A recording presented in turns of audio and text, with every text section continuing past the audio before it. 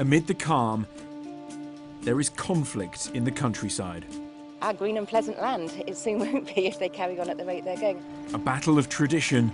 This is the countryside, and what they're trying to do is make it into a town.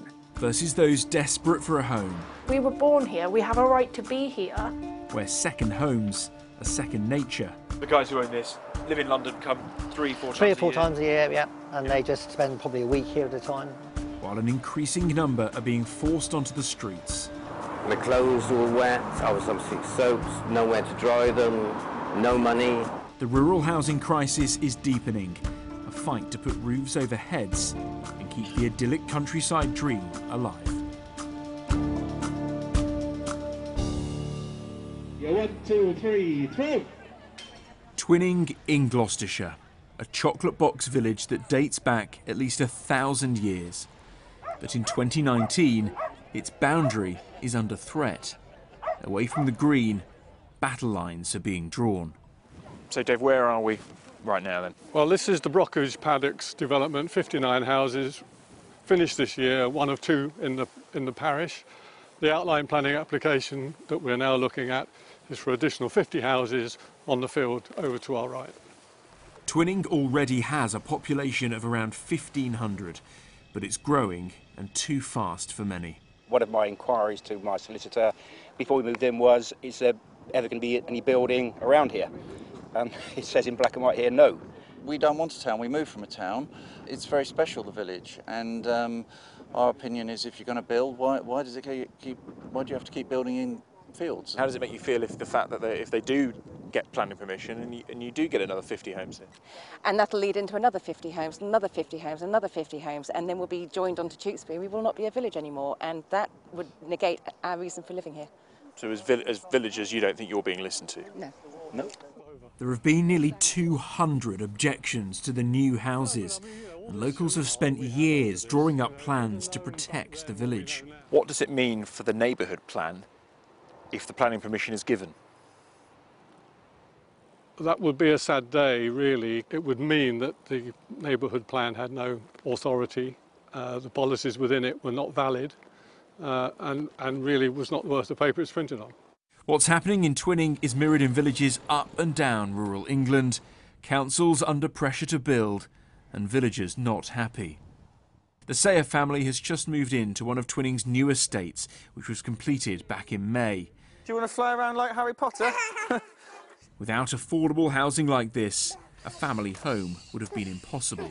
We were private renting a 2-bedroom apartment for over 5 years, and we sort of looked into buying, but it wasn't viable at the time.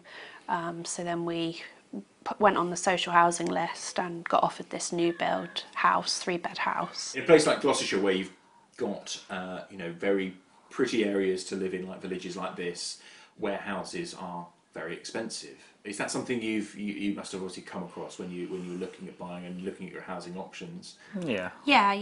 There was a new development being built where we lived before in the apartment, and the house prices were really high on that development. It's just so hard to get onto the property ladder nowadays, isn't it? Yeah. Official figures show more housing is being built in rural England compared to urban areas. But Sky News, along with the Institute for Public Policy Research, has uncovered that the number of new homes classed as social has fallen dramatically. Between 2011 and 12 and 2018, the number of social houses built in rural areas fell by 83%. Last year, just 1,309 social homes were built across the whole of rural England. To put that into context, in Gloucestershire alone, there are nearly 17,000 people on the waiting list for social housing. Kimberly and Brandon are among those on the list. I could imagine myself living in something like that. I like the bricks and the windows. It's very old-fashioned. Born and bred in Cirencester, the capital of the Cotswolds. The pair both work full-time, but say they can only dream of buying here. Young people like us, in wanting to buy, even wanting to rent, they're definitely making it so hard for us to stay here. It's like they want to get rid of the young people from here, and they want to make it this angelic, old Victorian town that it was made of, but we were born here, we have a right to be here. We shouldn't be forced out when... They basically want people with lots of money to come here, buy houses, and don't give a damn about any other people. The prices are just extortionate. You look at it and you're like, I'm not going to earn that in my entire life, let alone buy a house with it. It's easy to understand why young couples in the countryside are disheartened. Multi-million-pound properties fill estate agent windows, and there's no sign of affordable homes. Back in Twinning, some of the new homes are yet to be sold, further fuel on the fire as to why more are needed. Maggie Ball is in her 70s and was born in the village. It was home. On the side of the building was the dairy, and people used to come up the footpath there with their milk jugs in their hand. She's worried about the new developments. If they get the planning for that, we understand at least 5 more lots of builders waiting to say, well, we'll have this field, we'll have that field, and we'll have the other field. So they will make it into a town. And how does that make you feel? That really distresses me. This is a village. In my opinion, it's not for the better. Others will probably disagree with me, but we're all entitled to our view. The housing shortage in rural England isn't just pushing people onto social waiting lists, it's sending them onto the streets. The nature of rural homelessness makes it difficult to measure, but exclusive figures for Sky News show that between 2012 and 18, the number of people sleeping rough in rural England rose by 33%. The Institute for Public Policy Research says that's down to lower levels of affordable housing and a high prevalence of second and holiday homes. David Bird has lived in Cirencester for 15 years. He's worked most of his life as a farmhand. But a few months ago, he became homeless. My first night was, well, it just sort of come here, you know, because it was staying light till about 10 o'clock at night. Just sort of managed to get to sleep about 11 o'clock. Very nervy, didn't sleep that well. So this is where I live now, in the homeless bus. After a fortnight on the streets, he found the Big Yellow Bus, a double-decker converted by a charity to house those sleeping rough in the Cotswolds. Okay, this is bunk number 2, and this is bunk number 3 here, which is mine. When it comes down to being homeless, you're an outsider. It doesn't matter how much wealth there is in the place, there's not that many institutions to actually help the homeless person. Cirencester is a very conservative place. It is a wealthy area, and yeah, if you are around Cirencester with no money in your pocket, you feel very, very isolated. If this bus hadn't been here, I don't know really what would have happened. Do you think you might still be out on the streets? Possibly, yeah. David told me being homeless in the countryside is harsher than the city, travelling further to find help and relying on small charities like this. Like Cirencester out in the sticks, you wouldn't expect it. You've got to remember, there's still people out in the fields camping rough. There's something wrong somewhere. A gentleman come to the bus about 3 weeks ago and he said some simple words. He said, thank you, Jerry, you've given me hope. Now that hits you, that does hurt, you know, hits you hard.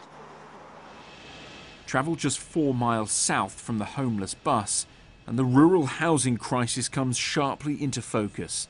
Hundreds of luxury lakeside properties exclusively sold as second homes. After you. Wow.